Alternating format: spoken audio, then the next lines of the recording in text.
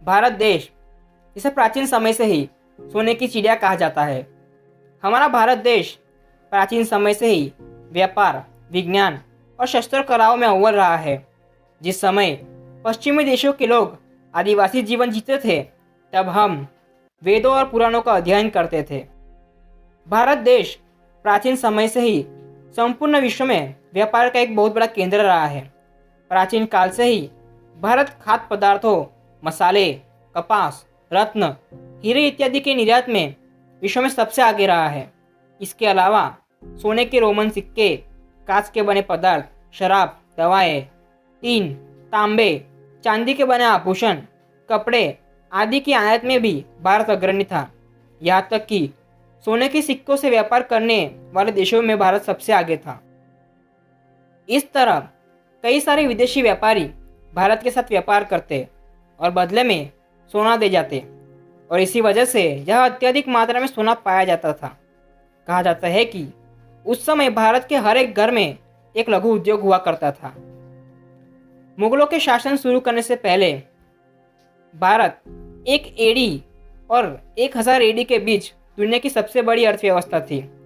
जब मुगलों ने 1526 से 1793 के बीच भारत पर शासन किया, उस समय भारत की आय 17.5 मिलियन पाउंड थी, जो ग्रेट ब्रिटेन की आय से अधिक थी।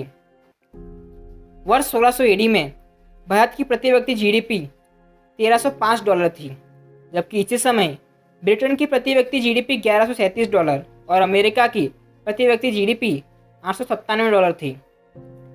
प्राचीन भारत की अर्थव्यवस्था कितनी मजबूत थी, इसका अंदाज़ा आप इसी से लगा सकते हैं कि हजारों वर्षों के मुगल और अन्य आक्रमणकारियों के शासन के बाद भी विश्व की जीडीपी में भारत की अर्थव्यवस्था का योगदान 25% के बराबर था।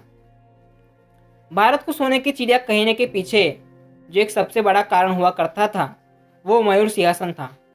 इस सिंहासन की अपनी एक अलग ही पहचान हुआ करती थी। कहा जाता था कि इस सिंहासन को बनाने के लिए जितना धन लगाया गया था, उतने धन में 2 ताजमहल का निर्माण किया जा सकता था।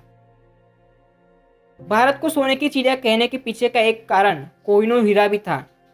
यह हीरा 5000 साल पुराना था। कोहिनूर हीरे का जिक्र आप लोगों ने कई बार सुना होगा। कोहिनूर हीरे का वजन 21.6 ग्राम और इसकी बाजार में वर्तमान कीमत $1 अरब के लगभग आंकी जाती है। आपको पता ही होगा कि यह हीरा भारत के पास हुआ करता था, जिसके बाद यह हीरा कई लोगों के हाथों से गुजरते हुए आज इंग्लैंड की रानी के ताज की शान बढ़ा रहा है। उस समय पूरे विश्व में इस हीरे का आकार सबसे बड़ा हुआ करता था। वैसे तो भारत को सोने की चिड़िया बनाने में कई सारे राजा महाराजाओं ने अपना योगदान दिया, लेकिन इसका सबसे बड़ा श्रेय उज्जैन के चक्रवर्ती सम्राट राजा विक्रमादित्य को जाता है। राजा विक्रमादित्य ही वो पहले शख्स थे जिन्होंने भारत को सोने की चिड़िया कहकर संबोधा था। कहा जाता है कि राजा विक्रमादित्य के शासन में भारत का कपड़ा विदेशी व्यापारी सोने के वजन से खरीदते थे। तो ये था भारत का स्वर्णिम इतिहास, जिसके कारण हमारे देश को सोने की चिड़िया कहा जाता था। यह सब पढ़कर आपको ज़रूर अपने देश पर गर्व होगा कि हमारा इस भूमि पर जन्म लेना कितने बड़े सौभाग्य की बात है। परंतु हमें यह नहीं भूलना चाहिए कि आज फिर भारत विश्वगुरु बन सकता है। बस इंतज़ार है सच्ची कोशिश और निष्ठा का। जय हिंद।